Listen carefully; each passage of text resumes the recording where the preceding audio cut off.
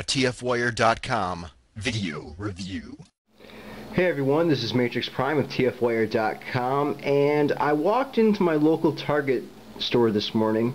Wasn't expecting to find anything new, but lo and behold, I found this. A G1 Titanium Ultra Magnus figure. Something I've been wanting since I first saw pictures of the prototype online, and now I finally have it. So let's open this bad boy up. And through the magic of video editing, we went from a box transformer that was packaged in robot mode to a loose transformer figure that is now displayed in vehicle mode. And before I get to the actual toy itself, I just want to mention that the figure does include this display stand, and along with the display stand we get this name plaque, which as you can see has the Autobot logo on it, and it says Ultra Magnus on there. And you just attach the name plaque here to the base, and you can display the figure on it. I'll show you this once we get to the robot mode. So I'll set that aside for now, and let's talk about the vehicle mode here. Now, as I mentioned at the beginning of this video, I was really looking forward to this figure when I first saw pictures of it online. So when I saw it at Target today, I couldn't wait to get my hands on it. So now that I actually have the figure out and open and have played around with it for a few minutes here, I'm kind of sorry I actually spent the $15 or $16 on this figure. And the main reason for that is the vehicle mode. And I'll get to those issues here in a second. But first, the color scheme. Essentially the figure is blue and white. If you're familiar at all with the G1 Ultra Magnus figure, you know that the vehicle mode here is a car carrier. And aside from the blue and white, turn the figure around here to the back, you can see we have a little bit of red here on the bottom, as well as on the ramps here. And there's also some more red up here, but that's really more for the robot mode. And we have some orange up here on the missiles.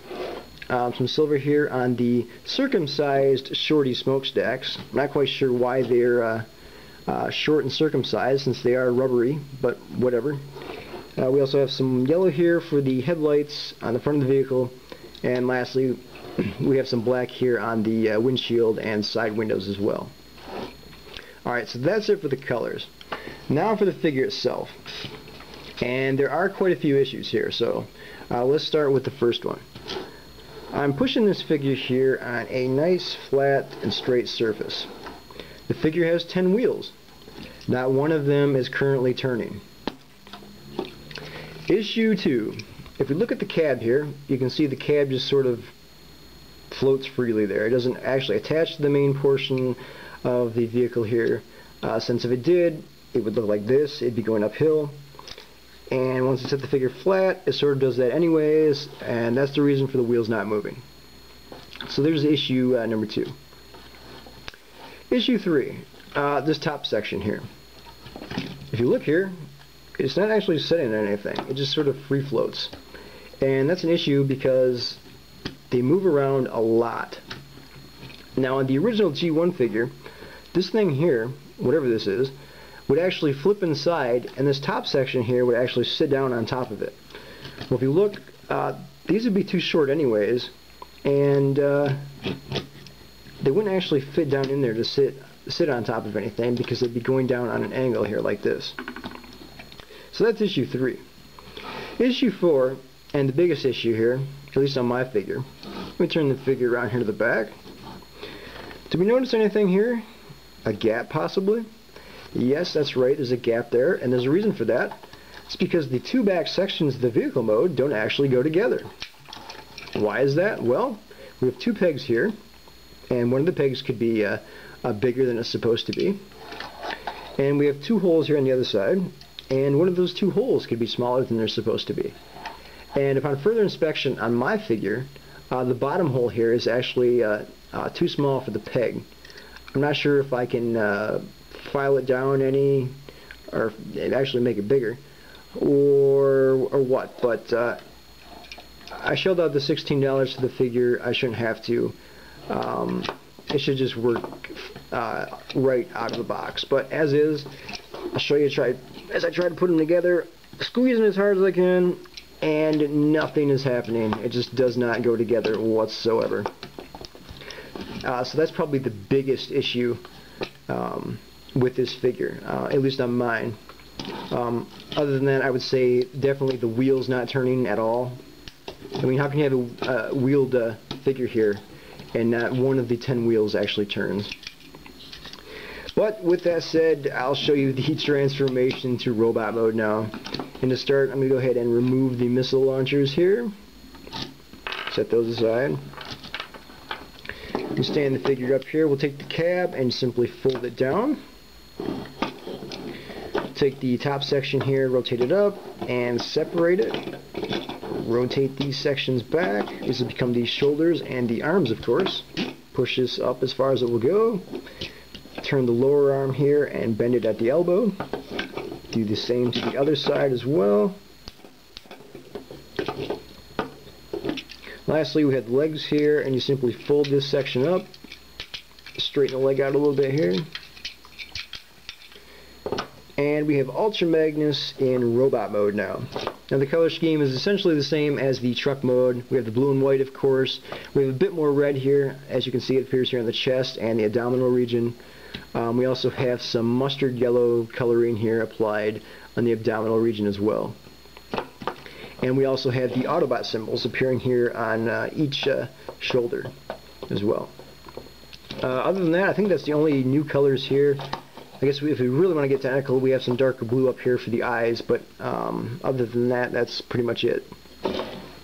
As for articulation, the head can rotate a full 360 degrees, can look up and down. The arms can rotate 360 degrees at the shoulder. They can move in and out a little bit. They can bend here at the elbow, of course, and they can also rotate here at the elbow. As for the legs, they can move forward and backward. At the waist, they can rotate at the waist, and you can also bend them here at the knee as well. So you can get quite a few poses out of this figure here. Now, in addition to the missile launchers here, which I'll go ahead and attach in a second, we also have this gun, which is in a metallic gunmetal finish here, and that can be placed in either hand of the figure. Let's go ahead here and attach it to the right hand. Now there's no actual peg, it's just an open hand, and you simply slide the gun inside there. Now the missile launchers here. Now looking at the missile launchers, it looks like they should be displayed or attached to the figure like this, so that the raised piece here is actually on top. It might be kind of hard to see in the video, but this little raised piece here should actually be on top. Well, if we look here, the missile launchers are identical. And we have pegs on the right sides of the missile launchers, which are, of course, on the left side here in the video. Now, if we look at the arms, you get the right arm over here, we have a hole here. Alright, well, since the peg's on the right side, the missile launcher has to be attached upside down. Okay, well, let's look at the left arm.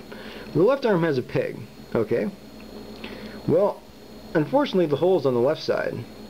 So that means we have to flip the missile launcher upside down to attach it. So now we have both missile launchers upside down. And in addition to that, the one here that we have to attach with the hole, the peg's actually too small.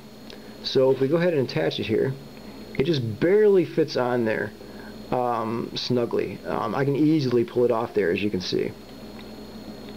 So that's a little bit of an issue there.